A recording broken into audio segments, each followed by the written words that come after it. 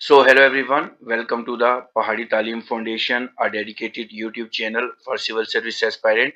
So आज का हमारा लेक्चर नंबर 7 रहने वाला है on MCQs on this general science. So इस वीडियो लेक्चर में हम आपके साथ जितने भी इम्पोर्टेंट MCQs हैं वो आपके साथ डिस्कस करेंगे JK SSB फाइ एग्जाम के लिए. ठीक है जी, फाइनेंस अकाउंटेंट असिस्टेंट के लिए. सो ये एग्जाम और जितने भी आपके अदर कॉम्पिटिटिव एग्जाम्स है उसके लिए भी ये वीडियो लेक्चर बहुत ज्यादा इंपॉर्टेंट है, जहां भी साइंस मेंशन है. सो जितने भी नए व्यूअर्स हमारे चैनल पे विजिट करें वो हमारे चैनल को सब्सक्राइब कर दें और बेल आइकन को प्रेस करें ताकि नेक्स्ट वीडियो लेक्चर की नोटिफिकेशन आपके पास पहुंच सके. सो विदाउट वेस्टिंग टाइम हम अपना पहला क्वेश्चन स्टार्ट करते हैं. सो क्वेश्चन नंबर फर्स्ट आपकी स्क्रीन पे रहेगा. That is the substance. वो वाला सब्सटेंस हमने बताना है विच रिड्यूस फ्रिक्शन, जो घर्षण को क्या करता है, कम करता है. क्या उसको हम इरेगुलरिटीज कहते हैं, लुब्रिकेंट्स कहते हैं, एडेसिव कहते हैं या विस्कोस कहते हैं. कौन सा एक ऐसा सब्सटेंस है जो कि घर्षण को कम करता है. सो अगर हम इस क्वेश्चन की बात करें, इस क्वेश्चन का आंसर रहेगा option B, that is lubricants. जितने भी ल्यूब्रिकेंट्स होते हैं वो क्या करते हैं, घर्षण को क्या करते हैं, कम करते हैं. ठीक है जी, याद रखें. जिस तरह अगर हम देखें जितनी भी मशीनरीज होती हैं उसके बीच आपने देखा होगा ल्यूब्रिकेंट, जिस तरह हम ग्रीस बोलते हैं या ऑयलिंग करते हैं, उसकी वजह से क्या होती है, उसकी वेयरिंग टेयरिंग जो होती है, जो उसकी वेयर और टीयरिंग होती है वो कम हो जाती है. तो इसके लिए हम क्या यूज करते हैं, ल्यूब्रिकेंट यूज करते हैं और साथ में फ्रिक्शन घर्षण को कम करने के लिए हम ल्यूब्रिकेंट्स का इस्तेमाल करते हैं. चलते हैं हम क्वेश्चन नंबर सेकंड के ऊपर. क्वेश्चन नंबर सेकंड आपकी स्क्रीन पर रहेगा. Who invented space pen. जो स्पेस पेन है, याद रखेंगे स्पेस पेन बहुत ज्यादा इंपॉर्टेंट है. स्पेस पेन क्यों हम यूज करते हैं, आपने देखी होगी थ्री इडियट मूवी देखी होगी, तो वहां पे वो बोलता है रेंचो, जो आमिर खान होता है, वो उसको बोलता है कि सर स्पेस पेन ही क्यों यूज कर रहे हो, तो आप तो पेंसिल भी यूज कर सकते हैं वहां पे. तो इतनी बड़ी, क्योंकि अगर उसने फिर आगे से ये बोला था कि अगर जो पेंसिल के जो वो जिसको हम बोलते हैं उसका जो ग्रेफाइट वाला पोर्शन होता है जिससे हम लिखते हैं, अगर वो टूट जाएगी वो किसी भी इंस्ट्रूमेंट या मशीनरी में जाके उसको खराब कर सकती है, जो स्पेस पे हो सकती है. इसीलिए एक स्पेशल पेन इन्वेंट होता है जिसको हम बोलते हैं स्पेस पेन. सो ये किसने इन्वेंट किया है, क्या वो पॉल सी फिशर ने किया है, रोडोल्फ डीजल ने किया है, राइट ब्रदर ने किया है या अलेक्जेंडर फ्लेमिंग ने किया है. सो ये क्वेश्चन बहुत ज्यादा इंपॉर्टेंट है. इस क्वेश्चन की अगर हम बात करें, इस क्वेश्चन का रहेगा answer A, that is Paul C Fisher ने इस पेन को डिस्कवर किया था, क्योंकि ये एक ऐसा पेन है जिसको हम जिस मर्जी डायरेक्शन में देखो, आप पेन नीचे से ऊपर तो कभी चलेगा नहीं, हमेशा ऊपर से नीचे की तरफ चलता है. तो ये मल्टी डायमेंशनल है, जहां मर्जी से इसको देखें हर एक डायरेक्शन से ये चल सकता है.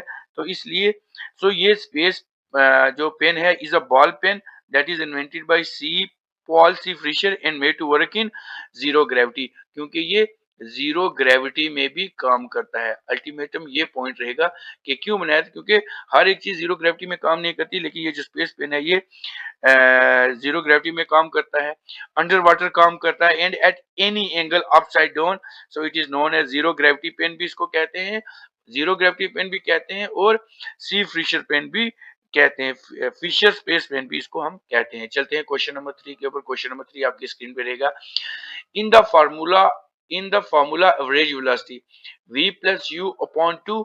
सो u हमारे पास क्या है, क्या ये फाइनल वेलोसिटी है, इनिशियल डिस्प्लेसमेंट है, सी इनिशियल वेलोसिटी है, या ऑप्शन डी फाइनल डिस्प्लेसमेंट है. इस क्वेश्चन की अगर हम बात करें, ये क्वेश्चन बहुत ज्यादा इंपॉर्टेंट है. इस क्वेश्चन की बात करेंगे.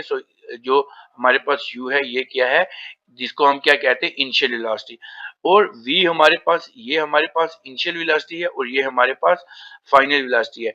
जब भी हम initial velocity plus final velocity upon 2 करते हैं तो ये हमारे पास एवरेज वेलोसिटी आ जाता है. याद रखें, फाइनल वेलोसिटी और इनिशियल वेलोसिटी. अब इसमें आप इनिशियल वेलोसिटी और फाइनल वेलोसिटी की जो न्यूमेरिक्स होंगे वो आप डालेंगे और 2 के, सपोज यहाँ पे मैं लिखता हूँ फाइनल u हमारे पास क्या है, u हमारे पास this is the initial velocity है, इनिशियल वेलोसिटी हमारे पास 4 है और फाइनल वेलोसिटी हमारे पास 6 है. तो अपॉन 2, तो अगर 6 4 हमारे पास 10 हो जाएंगे, 2 2 1 2 2 5 10, तो हमारे पास जो फार्मूला वेलोसिटी होगा, अगर ऑप्शन ये मिलेगा तो ये 5 बन सकती है। चलते हैं क्वेश्चन नंबर 4 के ऊपर। क्वेश्चन नंबर 4 आपकी स्क्रीन पे रहेगा, बहुत ज़्यादा इंपॉर्टेंट क्वेश्चन है ये वाला भी आपके एग्जामिनेशन पॉइंट ऑफ व्यू से। सो इस क्वेश्चन की अगर हम बात करें, if the force applied on the object is in the direction opposite to the direction of motion, अगर वो डायरेक्शन ऑफ जो हम फोर्स अप्लाई कर रहे हैं वो क्या करेगी, अपोजिट डायरेक्शन की तरफ उसका मोशन होगा। The speed of the object, तो स्पीड ऑब्जेक्ट की क्या होगी, इंक्रीज होगी, स्टॉप होगी, डिक्रीज होगी या नो इफेक्ट होगा। सो अगर हम इस क्वेश्चन की बात करें तो इस क्वेश्चन का आंसर रहेगा ऑप्शन सी, दैट इज उसकी फोर्स जो होगी वो डिक्रीज हो जाएगी। सो ऑप्शन सी इस क्वेश्चन का आंसर रहेगा।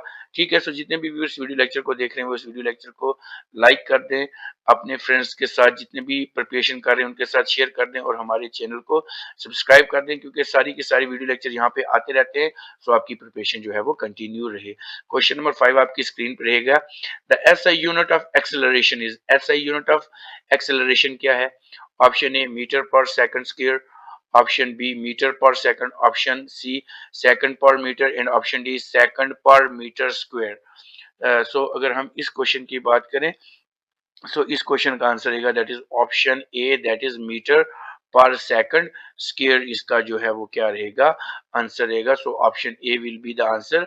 सो the SI unit of acceleration is metre per second square. ठीक है जी, याद रखिएगा। चलते हैं हम अब नेक्स्ट क्वेश्चन की तरफ। नेक्स्ट क्वेश्चन नंबर 6 रहेगा आपकी स्क्रीन के ऊपर। Contact force is another name of, जो हमारी कंटेक्ट फोर्स होती है, याद रखेंगे कंटेक्ट फोर्स का दूसरा नाम क्या होता है। ठीक है जी, दूसरा नाम क्या होता है?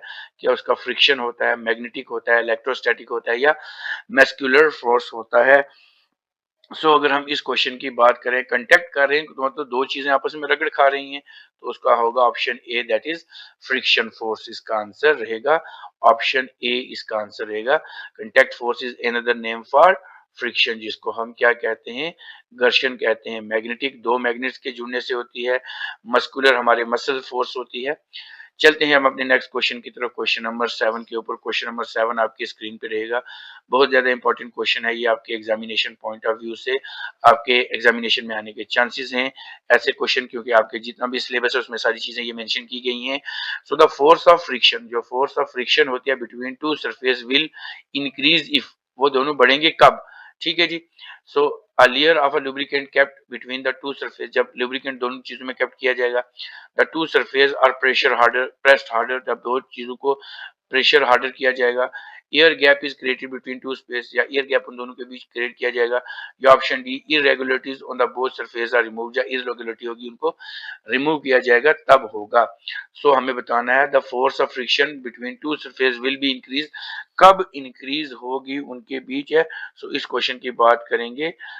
The two surface are press harder, जब दो सरफेस होंगे उनको हम क्या करेंगे, हार्डर प्रेस करेंगे, तभी जाके क्या होगी, the force of friction between the two surfaces will increase if the two surface are press harder. So option B will be the answer. चलते हैं क्वेश्चन नंबर 8 के ऊपर। क्वेश्चन नंबर 8 रहेगा, an image found by plane mirror, एक image बनेगी plane mirror पे, that can not be obtained on the screen is called, जो screen पे कभी भी नहीं आएगी, तो वो क्या रहेगी, वर्चुअल इमेज है, रियल इमेज है, इन्वर्टेड इमेज है, या हमारे पास ऑप्शन रहेगा दैट इज इनएक्ट इमेज है। ठीक है, थोड़ा सिस्टम आई थिंक वो प्रॉपरली वर्क करना शुरू कर देता है थोड़ा सा। ठीक है जी। सो अगर हम इस क्वेश्चन की बात करें, सो इस क्वेश्चन का रहेगा answer option A, that is virtual image जो होगी वो स्क्रीन पे ऑब्टेन नहीं होती है। सो ऑप्शन ए इसका आंसर रहेगा। An image found by the plane mirror that can not be obtained on a screen, उसको हम क्या कहते हैं, उसके लिए रहेगा option A, that is virtual image. Question number 9 आपकी स्क्रीन पे रहेगा। The force exerted by a magnet is an example of, जो फोर्स मैग्नेट की द्वारा लगी जाती है उसको हम क्या कहते हैं, उसको हम क्या नॉन कंटेक्ट फोर्स कहते हैं, मस्कुलर कहते हैं, कंटेक्ट कहते हैं, या इलेक्ट्रोस्टैटिक फोर्स कहते हैं। सो अगर हम इस क्वेश्चन की बात करें तो मैग्नेट से हमेशा कोई भी कंटेक्ट जब नहीं होता तो इसको हम क्या कहते हैं, नॉन कंटेक्ट फोर्स कहते हैं। मतलब आपके पास ये एक मैग्नेट बार है, ये प्लस है, ये माइनस है, तो इसके ये जो है ये एक दूसरे को क्या करते हैं, खींचेंगे या रिपेल करेंगे या रिपेल करेंगे या एक्सपेल करेंगे, ठीक है। तो इसका आंसर रहेगा ए। सो बहुत ज्यादा इंपॉर्टेंट क्वेश्चन है ये भी आपके एग्जामिनेशन पॉइंट ऑफ व्यू से। चलते हैं हम अपने नेक्स्ट क्वेश्चन की तरफ। नेक्स्ट क्वेश्चन रहेगा आपकी स्क्रीन के ऊपर। ये क्वेश्चन बहुत ज्यादा इंपॉर्टेंट है। सो क्वेश्चन नंबर 70 और 10 ऑफ दिस सेशन रहेगा। ड्यूरिंग नॉन यूनिफॉर्म मोशन, जब नॉन यूनिफॉर्म मोशन होता है of an object along a straight line, dash remain constant with time. अब ये नॉन यूनिफॉर्म और यूनिफॉर्म दोनों मैंने आपको बताई हैं, यूनिफॉर्म और नॉन नॉन यूनिफॉर्म। अब इसमें ये बोल रहा है, ठीक है जी, during uniform motion of an object along a straight line the dash remain constant with time. Time के साथ कौन सी चीज कांस्टेंट रहेगी? क्या टाइम रहेगा, वेलोसिटी रहेगी, एक्सेलरेशन रहेगा या डिस्टेंस रहेगा? सो अगर हम इस क्वेश्चन की बात करें, इस क्वेश्चन का आंसर रहेगा option B, that is velocity. जो वेलोसिटी होती है वो क्या रहती है? वो कांस्टेंट रहती है। So during non uniform motion of an object along a straight line the velocity remain constant. जो वेलोसिटी होती है वो हमेशा क्या रहती है? कांस्टेंट रहती है, याद रखिए। सो यूनिफॉर्म मोशन एक ऐसा मोशन होता है ऑब्जेक्ट का जहां पे ऑब्जेक्ट ट्रेवल करता है एक स्ट्रेट लाइन पे and velocity remain constant along that line and it cover equal distance in equal interval of time irrespective of the length of the time। तो इसका ये आंसर रहेगा। सो आप मुझे कमेंट बॉक्स में बताएंगे 10 आउट ऑफ 10 किसके हैं। सो ये वीडियो लेक्चर आपको कैसा लगा आप हमें कमेंट करके बता सकते हैं। इस वीडियो को ज्यादा से ज्यादा लाइक करें, अपने फ्रेंड्स के साथ शेयर करें और हमारे चैनल द पहाड़ी तालीम फाउंडेशन को सब्सक्राइब कर दें। मिलते हैं कल एक नए लेक्चर के साथ। Till then take care, good bye. And जिसको कोई भी डाउट होता है वो हमें कमेंट बॉक्स में पूछ सकता है। तो मिलते हैं कल एक नए लेक्चर के साथ। Till then take care, good bye.